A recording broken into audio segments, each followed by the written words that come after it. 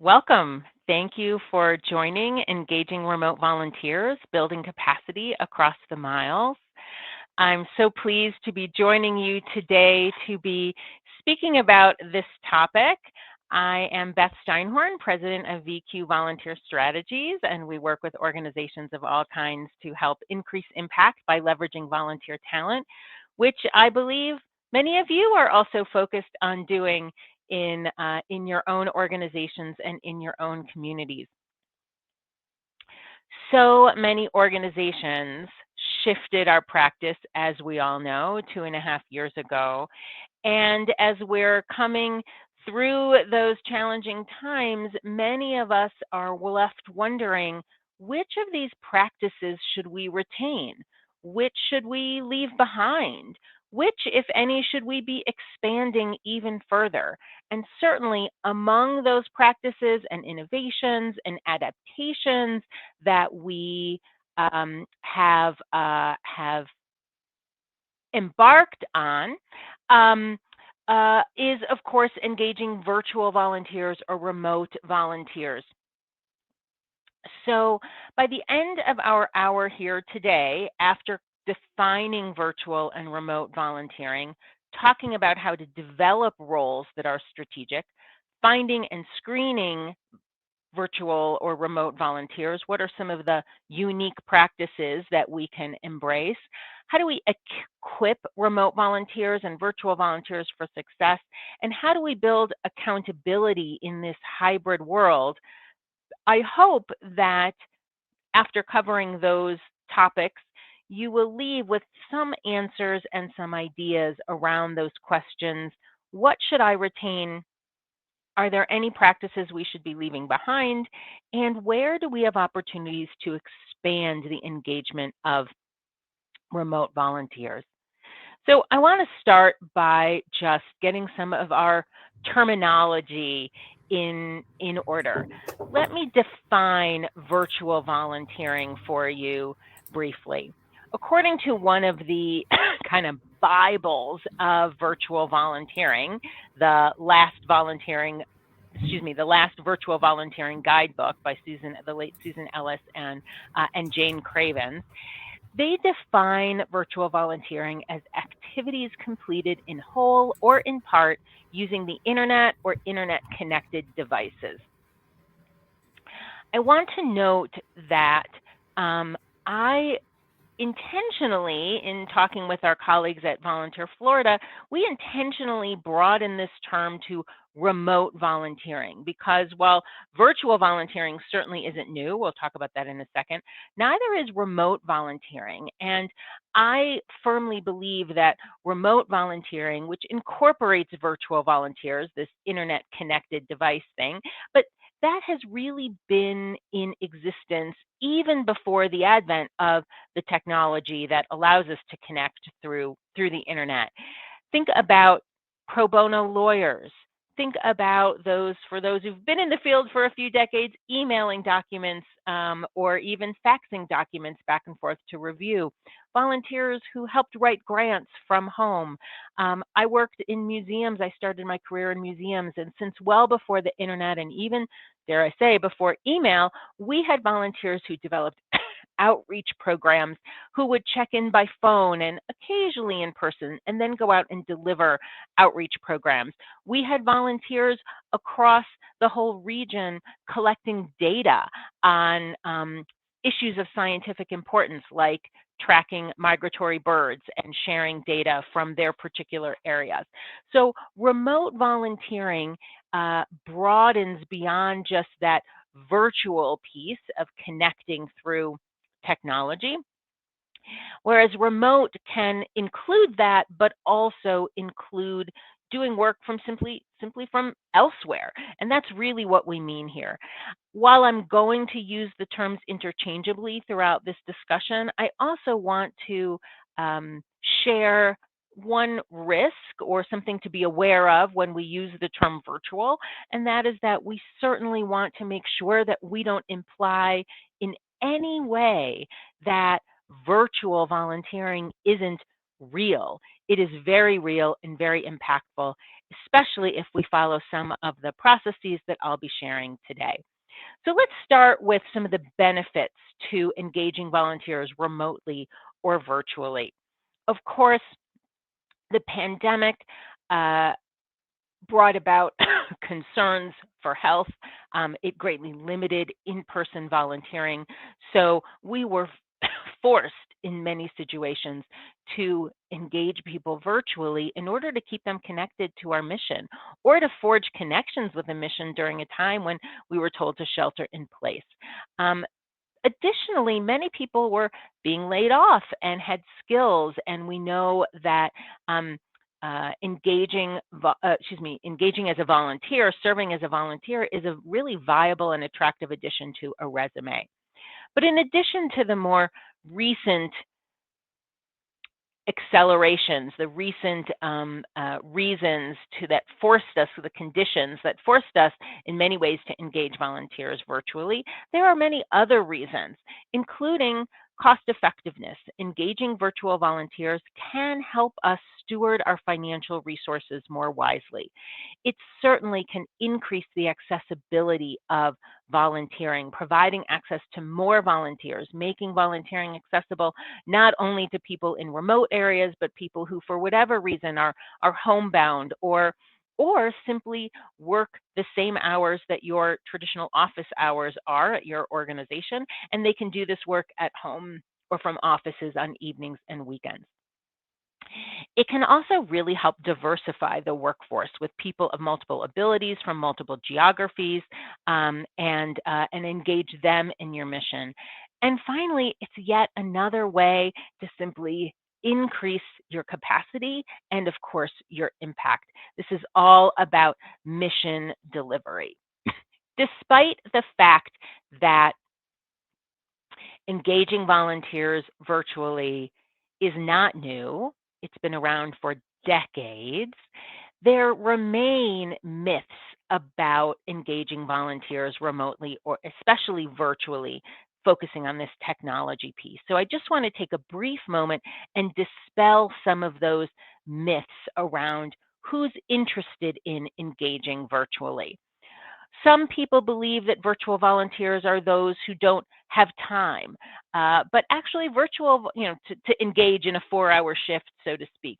But actually virtual volunteering, while convenient for many to do micro service opportunities, small micro volunteering activities like sending an advocacy email,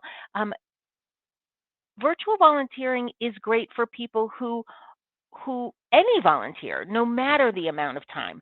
Just as we especially now have remote employees who work full time, we have volunteers who serve remotely on a very short term, a very long term, and in some ways very deep and dedicated engagements.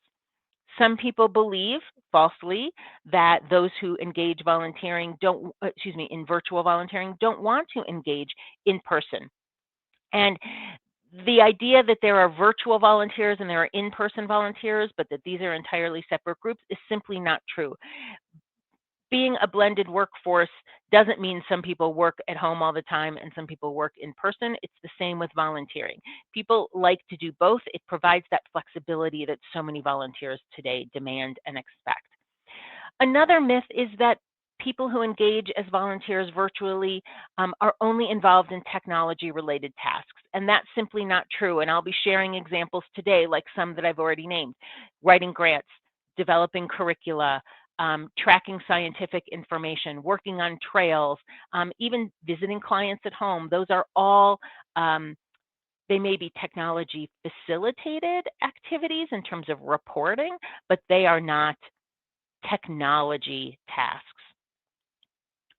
Many people think that virtual volunteers, or maybe before the pandemic, thought that virtual volunteers were mostly young and affluent, but that's not really true, especially now as we continue to work to close the technology gap. Older volunteers engage virtually, people of all different socioeconomic backgrounds. And finally, the last myth is that people who engage virtually are not seeking a personal connection. And to that, I would say it certainly does not need to be the case. But in order to make it personal and build and strengthen relationships with volunteers who work virtually, we need to be very intentional and strategic by building in these relationship building opportunities in the same way that we were to do if the volunteer were sitting in the cubicle right next to us.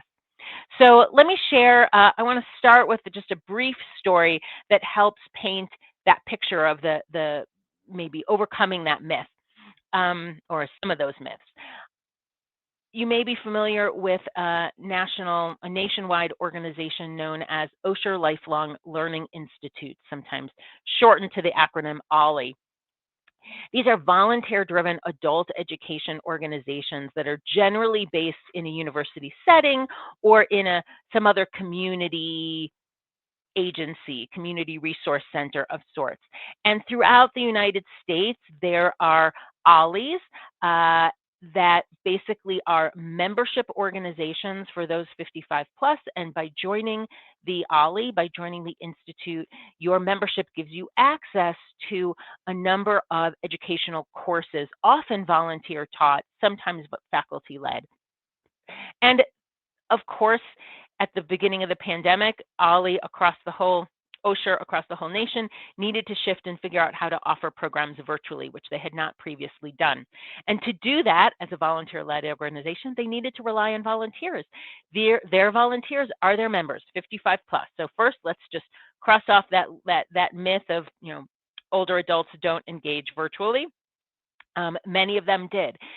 In your own state, University of Northern Florida in Jacksonville, they created, as did many others, a distance learning producer role to ensure that each program's instructional design was appropriate for remote delivery and that each instructor was well trained on Zoom. And these individuals were vital to making this shift to virtual. In Greenville, South Carolina, there were tech teams and tech liaisons that helped not just the instructor like we saw at University of Northern Florida, but the participants engage. So of course, there are many different ways that volunteers were engaged to deliver in these tech-related roles to deliver the programs, but that wasn't limited to that. In other organizations or throughout the nation, OLLIs were also creating roles that were virtual, that were much less tech focused and more focused on capacity building. Also in South Carolina, there was a reentry planning team.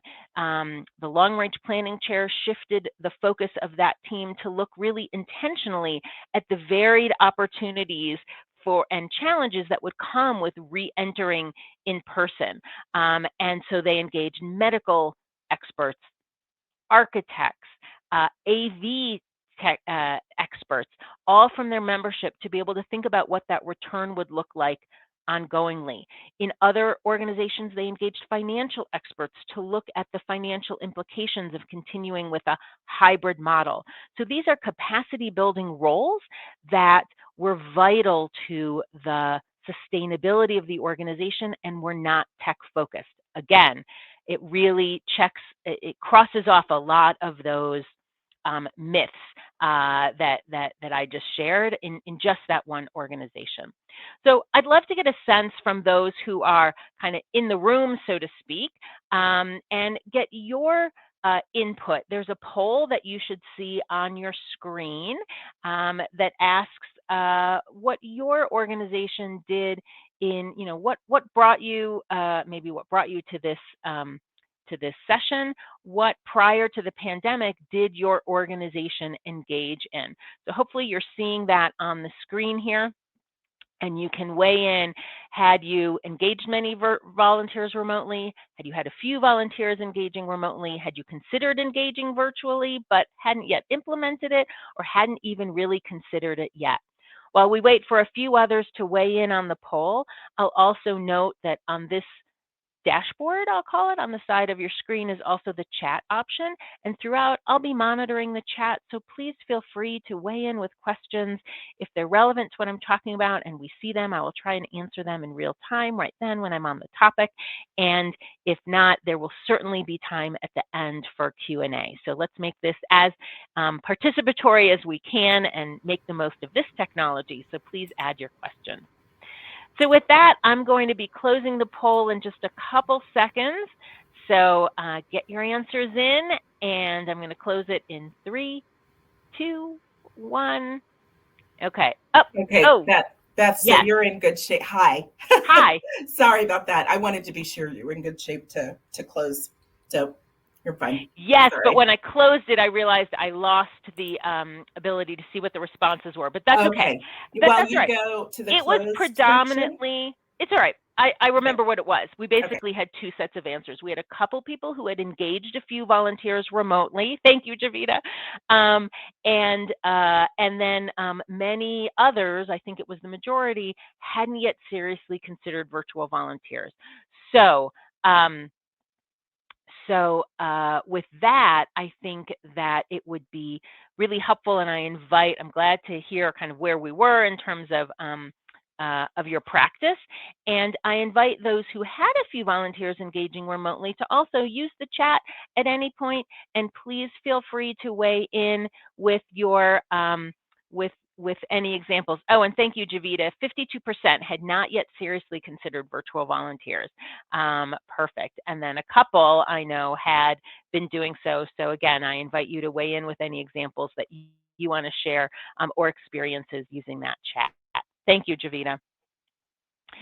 So now now that we've hopefully dispelled some of the myths, let's dive into what is a process, especially for that 52% of you that hadn't yet seriously considered virtual volunteers. And I don't know if the extent to which you've been leveraging virtual opportunities since the pandemic, because that question was prior to. But now that we're looking at really a sustained practice, how can we go about embarking on a sustained practice of virtual or remote volunteer engagement in a thoughtful and intentional way? And to do that, I want to walk through a couple key steps.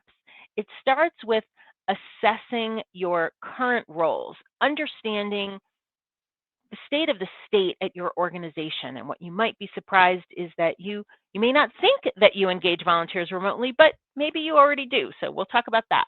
Then, how do we identify and develop roles, identify needs that can be addressed virtually or remotely, and then develop a role and then implement it?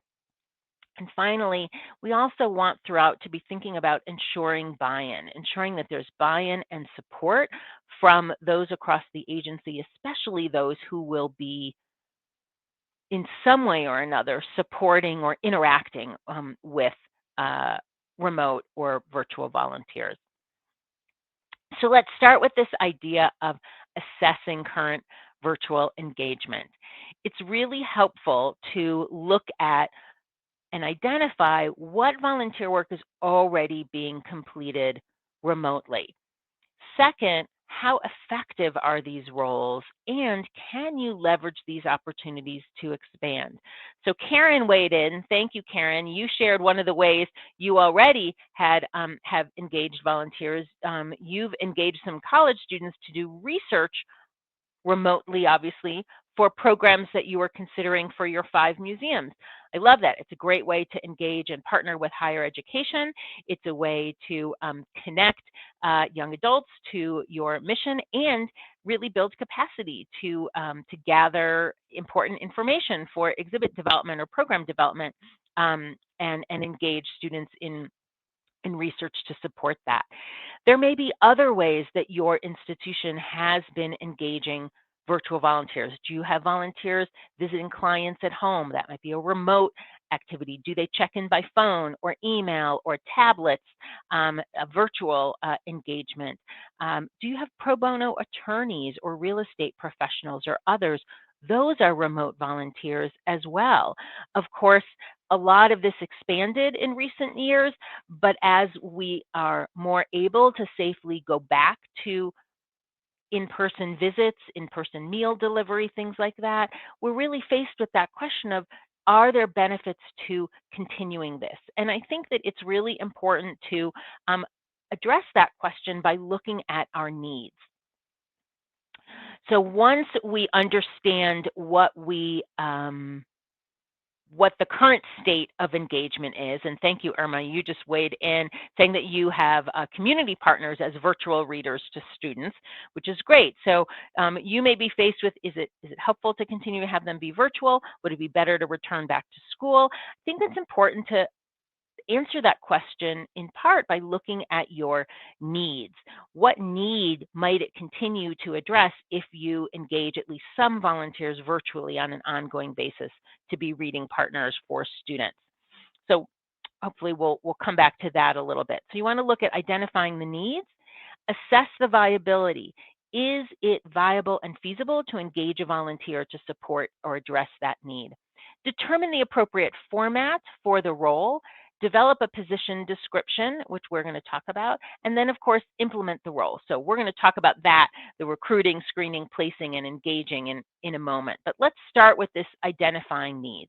There are lots of different ways to assess potential needs or current needs at your organization and determine whether or not they could be addressed by a volunteer.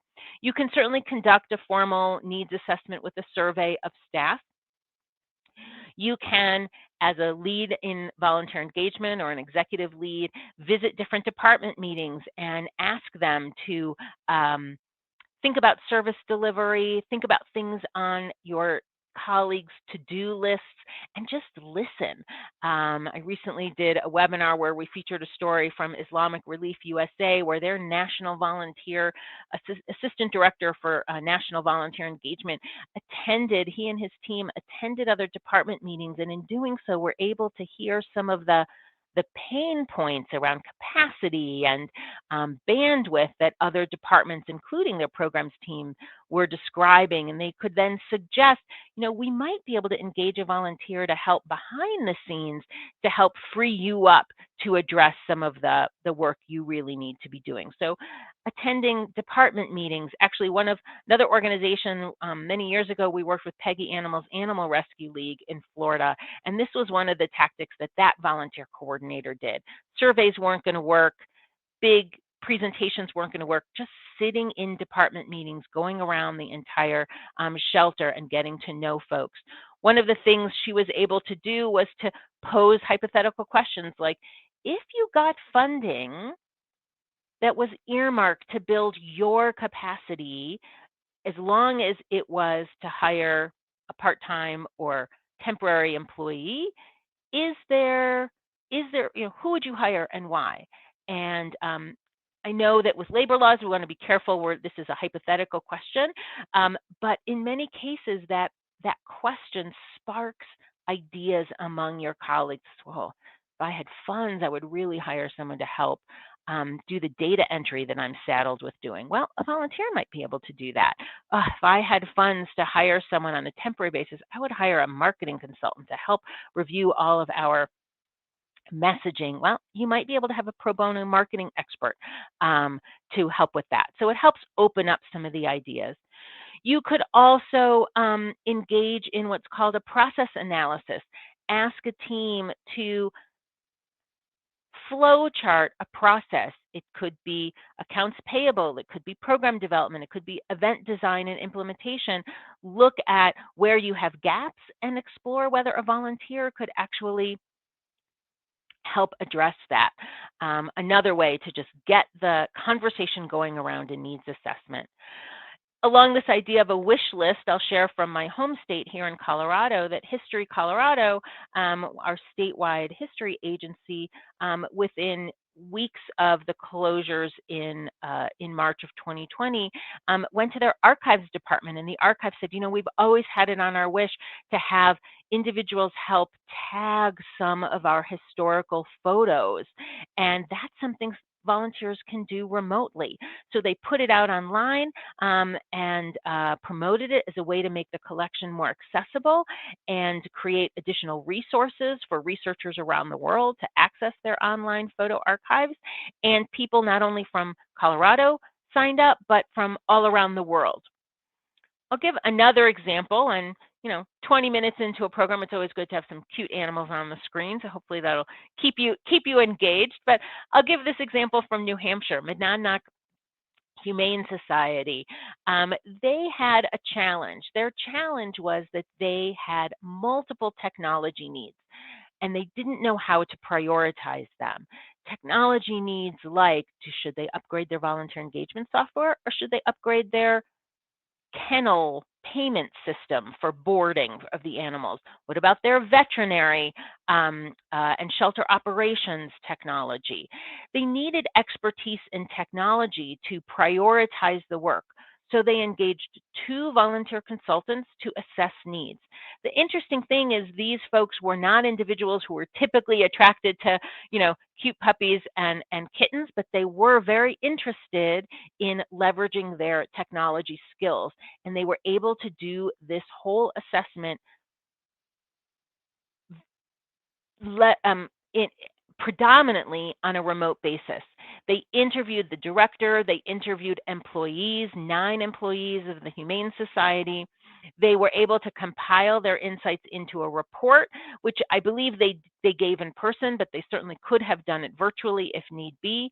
And then the organization was able to use these recommendations to prioritize investment of time and funds in order to then sequence their technology investments, all thanks to 2 pro bono technology consultants.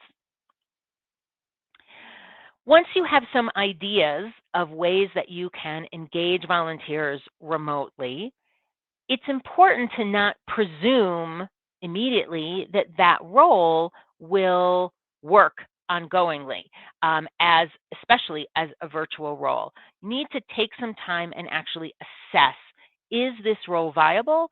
Do we have the capacity and resources to support a volunteer doing it remotely? So one of the handouts that should be available from the handouts tab, I see them there, is a volunteer role assessment tool. And that can help you walk through 2 primary set of questions. Is the role strategic, and is it viable as a virtual or remote role? So what are the tasks? Are they meaningful? Are they attractive? Can we connect every task to our mission and desired impact? Second, can this role be effectively implemented in a virtual way? Can the work be completed off-site? When? What are the resources that are needed? Do staff need to be available for questions at all times? Or is this something, do we have technology to have questions come in and be answered in a more delayed time frame? What are the resources that are needed, and what are the technologies that are needed? Do the remote volunteers need to have access to your online storage of documents? Do they need an organizational email in order to be able to log in and access files or platforms? Will they need mobile technology, especially if they're, for example, in remote areas? So this handout will help you walk through that. And I see some questions about handouts. I'll let Javita weigh in if there's additional information, but you should see handouts on a tab next to the polls, if that's how it's showing up for you, Yep, and be able to access them. Do you want to give any other advice, Javita? Yep, so it's chat, polls, and handouts towards the top, and you should have the option to share, preview, download, I believe download those options. Is anybody able to do that successfully? Please weigh in if you've been able to do it successfully. Someone may be still trying to do it at the moment. Yes, and the chat's a little delayed. I'll look. Yeah. Here. Okay. And when you download it, this is what the role assessment will look like, and there's a number of other tools there. Interesting. So looks like no one's quite able to do it yet. So I'm going to leave that to our tech folks and Javita, and we'll make sure that that you will gain access one way or another. But I'm going to keep plowing ahead, and trust we'll address that. And nice to see some familiar names in the chat, actually. So let's go on to the next topic, which is, once you've identified the need, you've said, yes, this is meaningful, attractive, mission critical, and we can make it available and support it effectively as a remote role. Then you want to think about which is the right format for this particular position. Is it an ongoing role like data entry? Or think about Red Cross. The American National Red Cross engages volunteers virtually across the whole U.S. to screen volunteer applicants, to train volunteers and the public. Those are just a couple examples of ongoing roles. But in this day and age, when volunteers for decades now have been increasing their interest in short-term project-based roles, virtual is a great way to go with that. So short-term roles, think about organizations like the National MS Society or Crohn's and Colitis Foundation that has event teams, even for virtual events, for fundraising, or summer program support for camps who engage volunteers to help run, post, and tag their photo, their photo platforms that parents are so eager to see on a moment-to-moment basis to see their kids' activities on camp. Great volunteer activity to build the capacity of camp staff. That's a good, 12-week or 8-week commitment over the summer. But there's even shorter and more flexible opportunities like episodic. Volunteers simply to help with a one-day event, like a hackathon or a virtual event. You could have a team of volunteers who are on call, more or less like being almost on retainer, but on a pro bono basis. Yes, things like pro bono attorneys might fall into that, but also copy editors and graphic designers who might be called upon to help with projects on an ad hoc basis. And I'll just note that it looks like handouts have now been made available. So thank you, Karen, for confirming that. So please go back to your dashboard and check out the handouts, and that should work for you. And finally, we have micro-volunteering opportunities.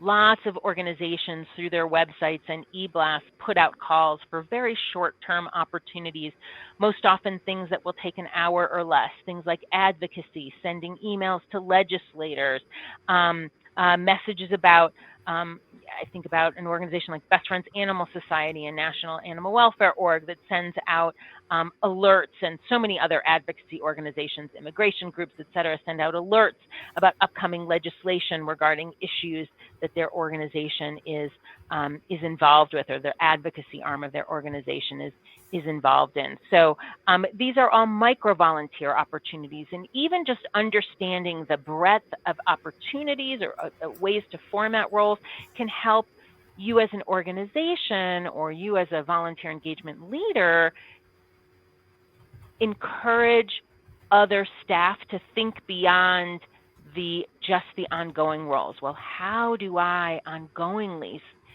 keep someone busy? That is a big burden, or a perceived burden, for many staff members, and it is a barrier to their being open to engaging volunteers. But when we give examples like I just did, they say, oh, if I'm not burdened with having to keep someone busy a whole year every week, and I can just come up with a 2-week project or a 15-minute project or have someone on call, it really opens up the possibilities. Once you've figured out the format, the next task is to develop a position description. Every role should have a position description, including details around the technologies and skills requirements. By documenting position requirements regarding technology and position descriptions, you're able to ensure that only folks who have reliable internet access if that's required, or a valid driver's license to get off-site where they're going to be doing their remote volunteering, or proficiency with certain software. Any of these sorts of things are what should be articulated in a comprehensive position description. It also gives you the opportunity to think about how you can take current roles and adapt those position descriptions for virtual and remote engagement. And it gives you the opportunity to promote the fact that this role, this position, is available to be completed virtually, and what supports you're going to be providing to that individual. And so one of the other downloadable tools is a position description template, where we encourage you to include the impacts and outcomes. A position description is not a laundry list of every task the volunteer is going to be doing. That comes out in a position manual or in training. This is about what's the attractive title, what are the 3 to 5 key things this individual is responsible for, what's the difference they're going to make in terms of their impact and outcomes. And on the second page of this handout, you'll see that it's also about what are the qualifications you seek. If you don't ask for them, you won't get them. And what are the skills that you'll be training and providing, or that you expect someone to come with. And finally, what are the ways that this role can be done virtually and flexibly, and is that something that you can promote through this so that everyone is on the same page, and you can demonstrate that the role may be even more attractive to individuals who are not available in the traditional way, but could be very available to help with your mission. One of the key common sort of underlying themes I want to ensure that we pull out is, how can you ensure buy-in for engaging volunteers virtually with others in your organization? And it's helpful to, if you do your assessment and realize you already engage volunteers virtually, share those stories of success and make sure that you articulate these are volunteers who are helping us off-site. Review the assessment together. Don't just do that individually. Facilitate others. And then engage them in co-developing the position description. And who's the them? This might be your program director who's responsible for the program that volunteers may be helping to implement. It might be your finance director who is considering engaging a volunteer to help with data entry or other aspects of that work. So engage your staff partners in this work. Agree on screening criteria so they have a say, especially if you are involved in pre-screening. Give them a say in the criteria that you are prioritizing in when you screen individuals, and give them a chance to play a role in that selection process, because they will have a greater stake in the success of someone that they helped to vet. So let's shift with that in mind to, how do we find and screen virtual volunteers? Well, it's easy to think, well, they're virtual volunteers, let's just throw an ad up on a virtual recruitment platform. And that's important to do, but don't overlook the fact that you have current volunteers, and many may be interested in enhancing their engagement by engaging virtually or remotely, or they may have been on hold and are interested in coming back virtually. And yes, post on portals like Catch a Fire, Volunteer Match, your state, your Volunteer Florida state site, and other volunteer centers. Leverage social media, but one of the key pieces about social media is, if you are the only ones promoting it, then only your current followers will find it. If you equip your current volunteers and donors to share your messages of recruitment to their networks, then you're going to add the credibility of these trusted connections and be able to reach far more people by basically deputizing them as talent scouts on behalf of your organization. And that's where we get to this peer-to-peer recruiting. Encourage your current volunteers, supporters, board members to share messages on social media.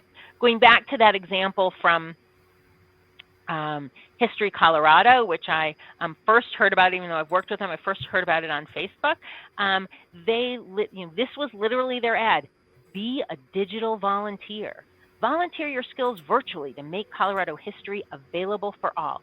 Anyone can contribute to this project from home computers by transcribing and adding keywords for History Colorado collections. We invite you to be our partner in making our collections more visible and more accessible. And I love that ad. It hits be a digital volunteer. Oh, that's intriguing. It tells the impact that they're going to have. Be our partner in making our collections more visible and more accessible. And they even, in just 3 sentences, articulate what's required. You can do it from your home computer by transcribing and adding keywords. That is a great way to get someone to click through and learn more about that opportunity. Sometimes digital ads like that are sufficient. Sometimes it takes a little more conversation. So let's look at the National MS Society. Like so many different organizations in 2020, they had thousands of volunteers ready and eager to support events which were largely canceled due to the pandemic. So they had thousands of day of event volunteers, and they needed to figure out, how do we retain and sustain their interest and connection to our mission? So Brittany McGarry, who was their volunteer coordinator for this market at that time, sent out a survey to find out individuals' interests in and availability to continue to work with the MS Society. Those who expressed interest, she had one-on-one meetings with them, brief 20 to 30-minute telephone conversations, and her leadership supported this, and through that was able to elevate multiple volunteers within just a couple weeks to event committees, which was virtual, advocacy work, and others to write thank you notes for various projects and kind of be on an on-call admin list. So yes, technology promotion helps, like social media, but sometimes it comes down to one-on-one phone calls. Once you have individuals who are interested in engaging virtually, it's important to incorporate the process of screening them into your overall screening policy. It is important to screen virtual volunteers and ensure that your screening policy addresses appropriately the level of risk to people, staff, volunteers, clients, to property, to financials, and your information, and adapt a screen or expand your screening policy to appropriately integrate virtual volunteers. Are virtual volunteers for each position expected to complete an application? What does the interview look like? It wouldn't make sense to require a virtual volunteer necessarily to come in person for an interview, but that doesn't mean that you shouldn't be doing an interview over Zoom or some other platform, or at least over the telephone. Remember, an interview is a dynamic conversation, not just a couple texts or emails back and forth. So what's that appropriate level of interviewing? Does every virtual position require it, or only certain ones? What about background checks? If you are providing addresses and names of vulnerable populations, you may still need to conduct a background check on virtual volunteers. And for especially high-level, high-impact positions like joining boards or again, working with financial resources, you might actually require reference checks. That said, it's also important to consider, does the level of risk really require all of this? In an age of increased commitment to accessibility, some organizations are rethinking which roles really require the highest level of screening. And if, for example, with the American Red Cross, they have volunteers working remotely in their Sound the Alarm program to install smoke alarms, smoke detectors in homes. And once they realize that no volunteer goes into, no sound the alarm volunteer goes into a home without having a lead sound the alarm volunteer with them, they didn't need to conduct as rigorous screening for the assistant volunteers if the lead volunteers had the background check and reference check, etc. That said, their tracking system enables them to ensure that they institute that screening if an assistant applies to become a lead. So you need to be able to track all of that. And John, I want to note, I see your examples, and I will try to continue to give some examples of that, and I'll come back at the end if I haven't done an adequate job of that. So thank you for that comment. Let's talk about how do we equip virtual volunteers for success. It comes down to orientation and training, check-in and communication, and considering how to build relationships and nurture a team spirit. So orientation and training is truly vital for virtual volunteers. And some of that can be done, of course, virtually. When you do an orientation, whether in person or virtual, and increasingly organizations, even for in-person volunteers, are providing virtual orientations. An orientation is a way to establish team norms and culture, to clarify expectations, and to place this volunteer's work in the larger context of the mission of and the team of the organization as a whole. There are many ways that for decades we have been able to provide orientations in multiple formats, certainly in person, but also in writing and increasingly online.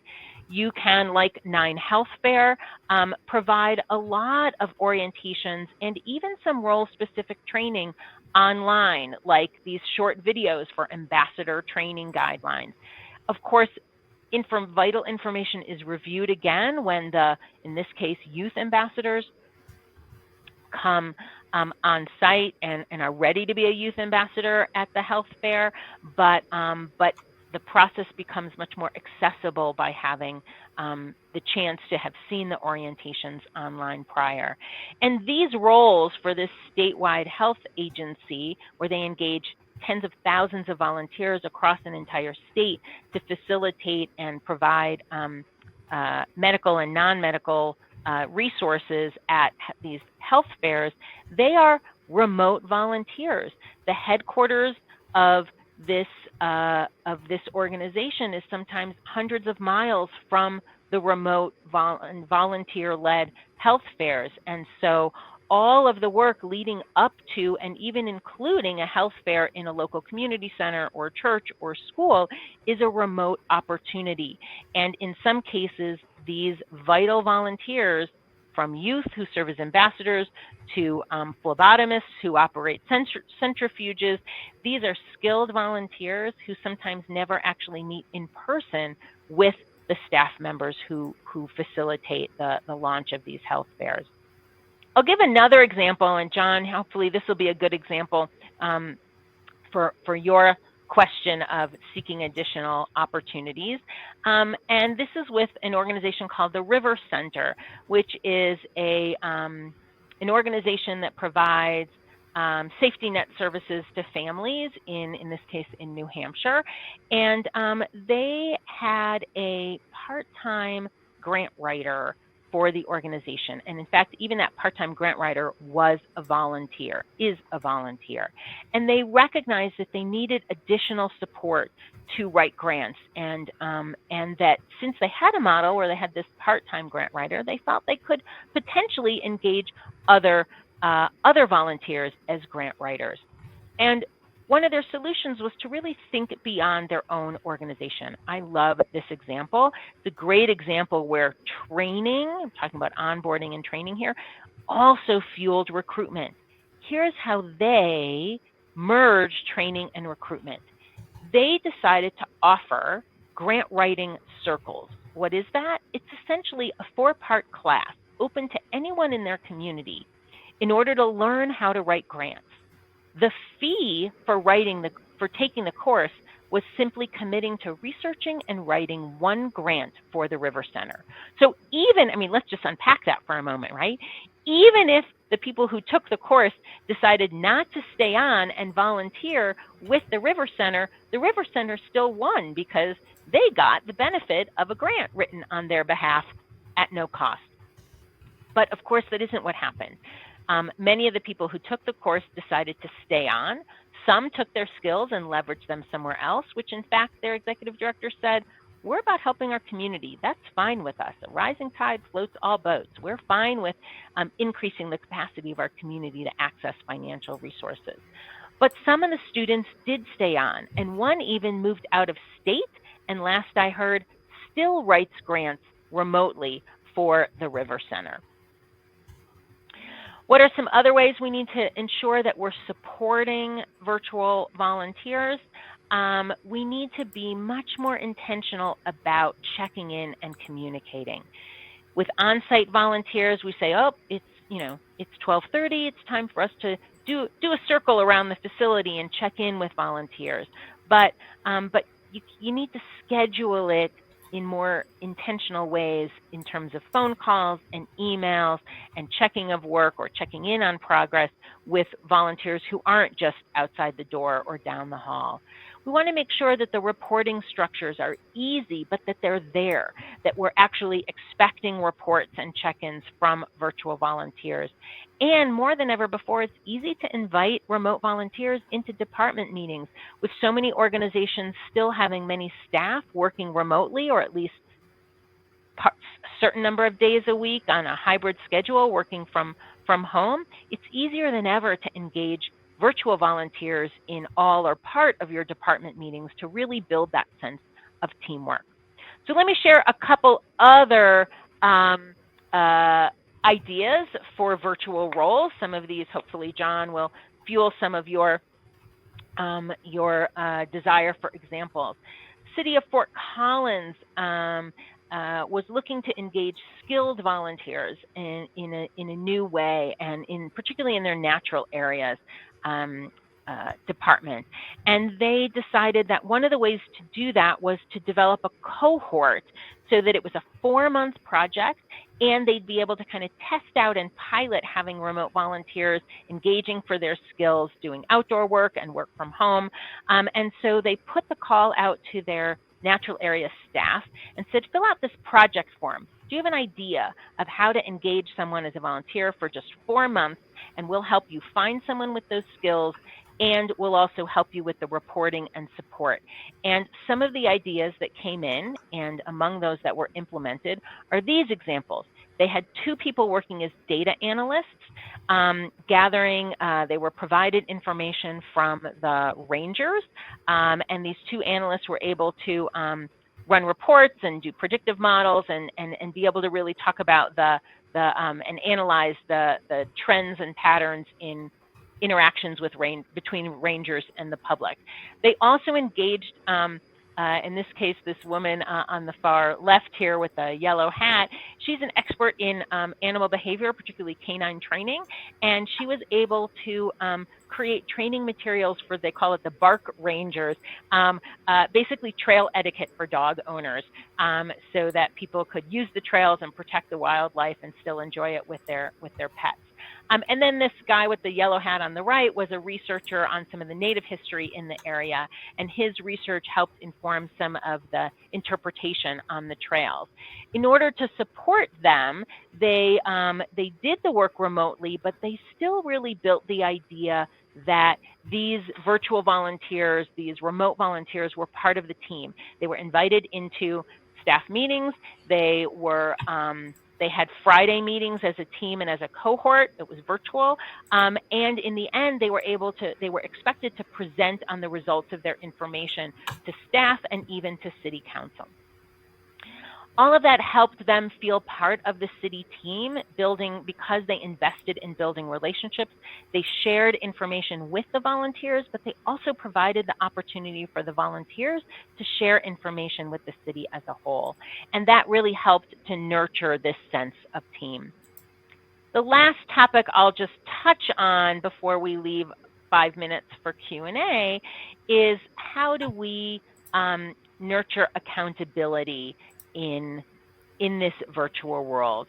We can do that by leveraging codes of conduct, by expecting and supporting the development of work plans, and also, I can't say it enough, by ensuring that we communicate regularly and ongoingly.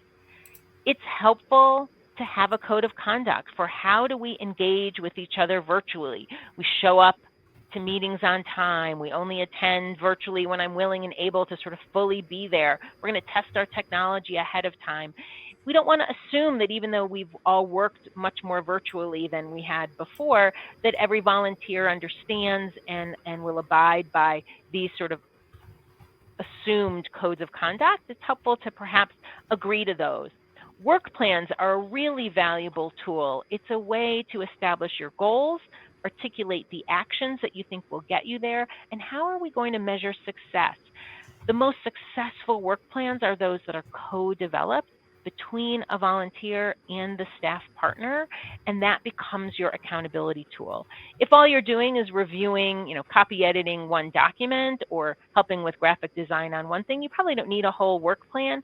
But if you have a team that, for example, is putting together a system to analyze data or to plan an event, having a work plan and those articulated measures of success can be really vital and a useful tool to support accountability. And finally, communication. Communicate, communicate, communicate.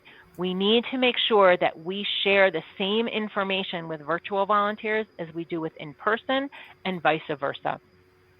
So what are the regular reports and information that is expected between that you're providing and that you're receiving from volunteers? Don't just provide feedback, but ask for feedback.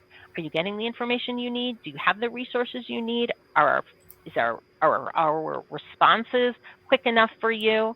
May not be, if you're only engaging in state, it may not be as big of an issue, though it might, depending on where you're reaching out to, but you want to be considerate of time zones.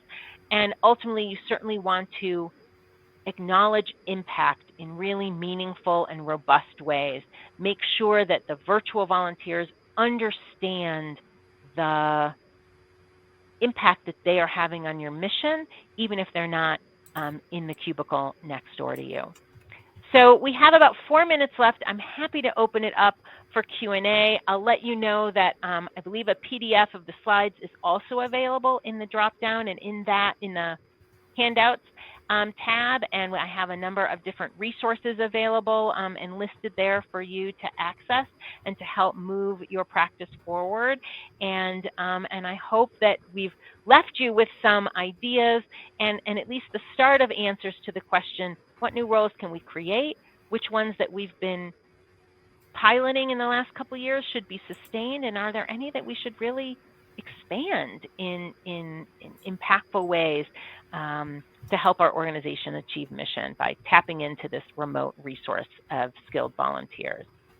So with that, I'm happy to, as I said, leave a couple more minutes for questions, and maybe as a few folks are typing, I'm going to reread John's question and see if I can come up with any others, but we'll note if any other questions come up. So John asked for a few more ideas of how to utilize, and I'll open this up to the group in case you have examples too, how to utilize virtual volunteers.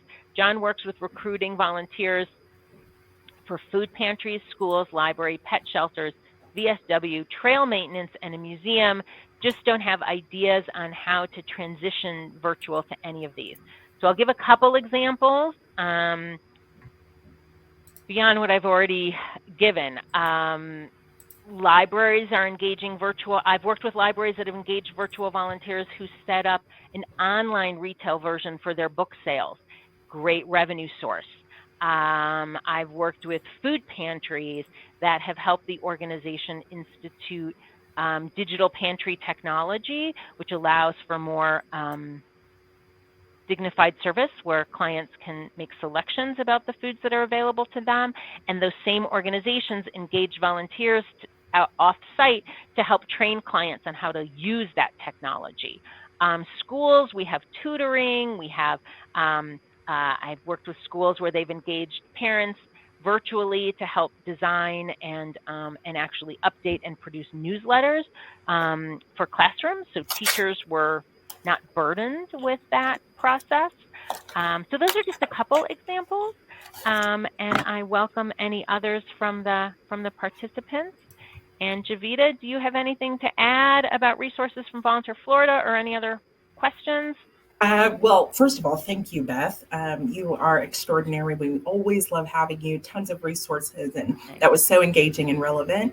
And so we appreciate that. All this information is going to be in the Media Hub on the convening site. And then I am going to be adding additional resources when it comes to remote volunteerism. So John, a number of you who may have an interest in other ideas, I'll be posting throughout the week. That's also going to be available for the next month. So you are welcome to go on to the Media Hub. It'll be in the next day or two that I'll upload those, but there may be some more ideas as I provide you all with some links to some entities that are doing this work. So again, thank you, Beth. If you have any other last comments?